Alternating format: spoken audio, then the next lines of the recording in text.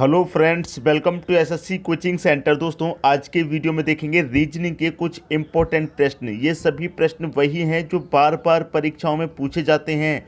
पूरा वीडियो देखिएगा, सब कुछ समझ में आएगा, सभी प्रश्न इंपॉर्टेंट हैं। तो चलिए स्टार्ट करते हैं। पहला प्रश्न है आपका, यदि रीजन को 5 के रूप में और बिलीव्ड को 7 के रूप में कोड किया जाए तो बताएं कि गवर्नमेंट का कोड क्या होगा। बहुत अच्छा प्रश्न है दोस्तों। जनरली आप क्या करते हैं, जब आपको रीज़न या कोई भी शब्द दिया जाता है तो उनको आप नंबरिंग करेंगे, लेकिन यहाँ पर नंबरिंग करने की ज़रूरत नहीं पड़ रही है। अब देखेंगे यहाँ पर रीज़न का जो कोड है वो 5 है। यहाँ पर मैं लिख लेता हूँ रीज़न, REASON, ठीक है। इसका कोड आपका 5 दे रखा है। अगर मैं बिलीव्ड की बात करूँ तो इसे भी लिख लेते हैं, BELIEVED,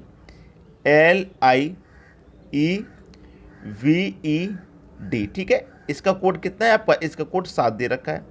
और पूछ रहा है गवर्नमेंट का, तो इसको भी लिख लेंगे गवर्नमेंट को,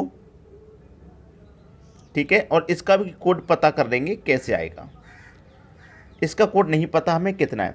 देखिए, जिस तरीके से हमें ये पता चलेगा कि रीजनिंग का कोड 5 है, बिलीव्ड का कोड 7 है, उसी तरीके से हम इसका भी पता लगा लेंगे। लेकिन सबसे पहले रीजन का 5 कैसे आया, जबकि मैं सबको अगर नंबरिंग करूं, R18 पे आता है, E5 पे आता है, इस तरीके से, तो ये तो बहुत ज़्यादा हो जाएगा। और अगर मैं सबको काउंट भी कर लेता हूं, जैसे कि 1 2 3 4 5 6 अक्षर हैं, ये कितने 6, लेकिन यहाँ तो 5 दे रखा है। अगर मैं यहाँ पर देखूँ 1 2 3 4 5 6 7 8, लेकिन यहाँ पर 7 दे रखा है, तो मुझे एक थोड़ा सा हिंट मिल गया। देखिए हिंट क्या मिला कि 1 2 3 4 5 6 हैं, कितने शब्द हैं, 6। अगर 6 में से मैं 1 माइनस कर दूँ तो 5 मिलेगा, जो कि हमें यहाँ दे रखा है। वही मैं यहाँ पर करूँ 1 2 3 4 5 6 7 8, कितने हैं, 8। भाई यहाँ 1 माइनस किया सब में से, तो यहाँ भी 1 माइनस कर देंगे, कितना हो जाएगा, 7। और 7 ही यहाँ दे रखा है। वही यहाँ पर करके देख लीजिए, 1 2 3 4 5 6 7 8 9 10, कितने हैं, 10। 1 माइनस यहाँ किया तो यहाँ भी 1 माइनस कर दो, और 10 में से 1 माइनस कर दिया तो 9 आ जाएगा, ठीक है। तो आपके प्रश्न का सही आंसर क्या हो जाएगा, सही आंसर हो जाएगा 9। 9 कहाँ दे रखा है, पहले ही ऑप्शन में आपको 9 दिया गया है। क्लियर है, सभी को प्रश्न अच्छे से समझ में आ गया होगा, बिल्कुल भी कठिन प्रश्न नहीं था, ठीक है। अब देखेंगे हम अगला प्रश्न। अगला प्रश्न है, नीचे दी गई श्रृंखला में अगली संख्या क्या होगी। एक श्रृंखला, एक सीरीज दी गई है, और मैं कहूँगा कि इस प्रश्न को कम से कम 90% बच्चे नहीं कर पाएंगे। 90% बच्चे इस प्रश्न को नहीं कर पाएंगे, क्योंकि बहुत कठिन प्रश्न है मेरे हिसाब से, ठीक है। 2 के बाद 7, 7 के बाद 9, फिर 3 हो गया। अगर आप इस क्वेश्चन को ध्यान से देखेंगे, 2 के बाद 7 हुआ, फिर 9 हुआ, फिर घट गया, फिर 8 हुआ, फिर 11 हुआ, फिर घट गया, तो यहाँ पर आपको करना क्या होगा। देखिए, ये जो बीच वाली दो संख्याएं 7, तो 2 से 7 हुआ, बढ़ गया, 7 से फिर 9 हुआ, ये भी बढ़ गया, फिर 3 हो गया, घट गया। तो ऐसे प्रश्न में हम क्या करेंगे, अगर मैं 2 का रिलेशन 2 संख्या छोड़ के बनाऊं तो 3 हो गया 2 के बाद, फिर 2 संख्या छोड़ के बनाऊं 4 हो गया। भाई 2 के बाद 3 हुआ, 3 के बाद 4 हुआ, फिर 2 संख्या छोड़ूंगा तो 4 के बाद यहाँ क्वेश्चन मार्क जगह क्या आ जाएगा, 5 आ जाएगा, ठीक है। सीरीज अभी हम बना रहे हैं, याद रखिएगा, सीरीज अभी हम बना रहे हैं। अब देखिए, जो छूटी हुई संख्या है उनका रिलेशन मैं बनाऊंगा। अब देखिए, मैंने 2 का बना लिया, अब 7 का बनाऊंगा 2 संख्या छोड़ के, ये दोनों। तो 7 के बाद में क्या हो गया, 8 हो गया, फिर 2 संख्या छोड़ूंगा, 8 के बाद में फिर क्या हो गया, 2 संख्या छोड़ के 9, और 9 के बाद में 2 संख्या छोड़ूंगा तो कितना हो जाएगा, ये छोड़ूंगा और ये छोड़ूंगा, तो यहाँ कितना आ जाएगा, 10, ठीक है। ये 2 संख्या छोड़ के 10 आ जाएगा। फिर जो छोटी संख्या उनका बनाऊंगा, 9 के बाद 2 संख्या छोड़ूंगा, 11 से बनेगा, तो 9 के बाद 11 हो गया, मतलब 2 जोड़ रहे हैं यहाँ पे। फिर 11 के बाद में फिर 13 हो गया, मतलब 2 जोड़ रहे हैं। फिर 13 के बाद में 2 जोड़ेंगे तो 15 हो जाएगा यहाँ पर। तो कोई सी भी संख्या अगर आपसे पूछी जाती, चाहे ये वाली, चाहे ये वाली, चाहे ये वाली, वो सभी आप बता सकते हैं। हमने तीनों संख्या फाइंड कर ली, 5 10 15, इस तरीके से आएंगी यहाँ पर संख्याएं। क्लियर है। तो आपसे ये वाली संख्या पूछी गई थी क्वेश्चन मार्क वाली, तो ये कौन सी निकल के आई है, ये निकल के आई है आपकी 5। और 5 कहाँ दे रखा है, पहले ऑप्शन में 5 दे रखा है। ये आपके प्रश्न का बिल्कुल सही आंसर है। सभी की समझ में प्रश्न बहुत अच्छे से आ गया होगा। अब इस प्रश्न में आपको कोई समस्या नहीं होगी। अब देखेंगे अगला प्रश्न। अगला प्रश्न है, किसी कूट भाषा में 256 का मतलब यू आर गुड, 637 का मतलब वी आर बैड और 358 का मतलब गुड एंड बैड है, तो एंड का कोड क्या है? देखिए 256 है शुरुआत में, 256 का कोड हमारे पास कितना है? यू आर गुड, ये दे रखा है। ठीक, आगे चलेंगे 637 का हमारे पास क्या दे रखा है? We are bad, we are bad. ठीक, और आगे दे रखा गुड एंड बैड का। देखिए 358 का क्या है? Good and bad. 358 का good and bad, good and bad. तो कह रहा है एंड का कोड क्या होगा? समानता देख लीजिए, बस समानता, एंड का कोड आपसे पूछ रहा है। क्लियर है? अब यहाँ पर देखूंगा, देख यहाँ पर देखूंगा 256 है, यहाँ देखूंगा 637 है। कौन सी संख्या कॉमन है? 6 इसमें भी है और 6 इसमें भी है, तो इसमें और इसमें भाई कोई कॉमन होगा। आर यहाँ पर भी है, आर यहाँ पर भी है, दोनों में कॉमन है आर, और यहाँ पर भी 6 है, यहाँ पर भी 6 है, तो इसका मतलब जो 6 का कोड है वो कितना है? आर है। और यहाँ पर भी फिर 6 का कोड कितना हो जाएगा? आर हो जाएगा। अब और संख्या चेक कर लेते हैं। यहाँ पर 3 है, यहाँ पर भी 3 है। कौन सी संख्या? देखिए यहाँ पर 3 है, यहाँ पर 3 है, तो यहाँ पर भी कोई संख्या सेम होगी। यहाँ पर भी बैड है, यहाँ पर भी बैड है, तो इसका मतलब 3 का जो कोड है वो कितना हो गया? बैड।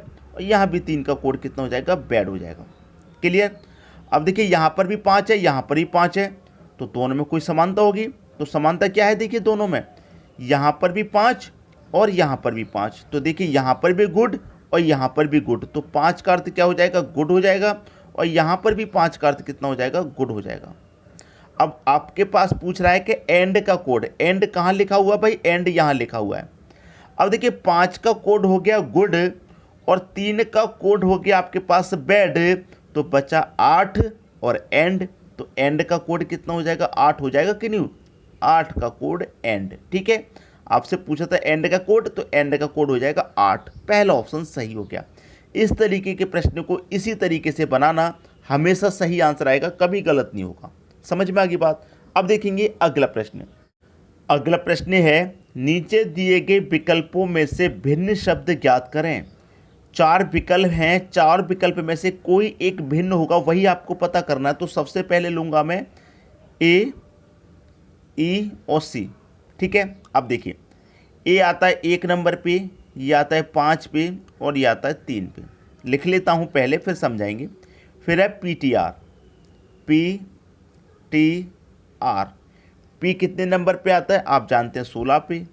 टी आता है 20 पे, आर आता है 18 पे। लिख लेते हैं फिर समझाएंगे। फिर इसको लिख लेते हैं FJH। F 6 पे आता है, J 10 पे आता है, H 18 पे। ठीक है, अब लास्ट वाला रह गया KPM। K आता है 11 पे, P आता है 16 पे, M आता है आपका 13 पे। ठीक है, M 13 पे। अब देखिए हमें पता करना है कि भिन्न शब्द कौन सा, इन चारों में से भिन्न बताना। देखिए अब मैं सीधा सीधा बनाऊं, पहले का लास्ट से, फिर लास्ट का दूसरी से। भाई 1 में आपने 2 जोड़ा तो 3, और 3 में 2 जोड़ा तो 5। फिर बनाऊंगा फर्स्ट का लास्ट से, 16 में 2 जोड़ेंगे तो 18, और 18 में 2 जोड़ेंगे तो 20। भाई एक जैसे हैं दोनों में मेथड, यहाँ पर भी कीजिए। 6 में 2 जोड़ेंगे तो 8, और 8 में 2 जोड़ेंगे तो 10। 2 जोड़ा यहाँ भी 2, 2 जोड़ा यहाँ भी 2, 2 जोड़ा यहाँ भी 2। अब यहाँ पर देखिए, यहाँ पर 2 जोड़ेंगे तो 13, और 13 में भी 2 जोड़ना चाहिए। भाई सभी जगह 2 2 ही तो जोड़ रहे हैं हम, तो 11 में 2 जोड़ा 13, तो 13 में यहाँ पर 16 के लिए भाई 3 जोड़ना पड़ रहा है हमें, और जबकि हमें जोड़ना चाहिए 2, सभी में 2 2 जोड़ रहे हैं, तो यही तो भिन्न है। यहाँ पर 3 जोड़ना पड़ रहा है, जबकि सभी में 2 2 जोड़ रहे हैं, तो यही तो हमारा भिन्न है। तो यही तो पूछ रहा था। हमारा सही आंसर आपको पता चल गया, KPM हमारा सही आंसर है। KPM जो कि डी ऑप्शन में दे रखा है। सभी की समझ में प्रश्न अच्छे से आ गया होगा, समस्या खत्म हो गई आपकी। अब देखेंगे अगला प्रश्न। अगला प्रश्न है, यदि 13 गुने 12 बराबर 651 और 41 गुने 23 बराबर 349, तो 24 गुने 22 बराबर क्या होगा? बहुत बढ़िया प्रश्न है दोस्तों, बहुत बढ़िया। देखिए, अगर मैं 12 का और 13 का मल्टीप्लाई करूंगा, दोनों का 12 का और 13 का अगर मैं मल्टीप्लाई करूं तो कितना हो जाएगा। देखिए 12 त्रिका 36, 36 का 6, कैरी का 3 रहेगा, 12 कम 12 और कैरी का 3 15। इनका मल्टीप्लाई करने के बाद आया 156।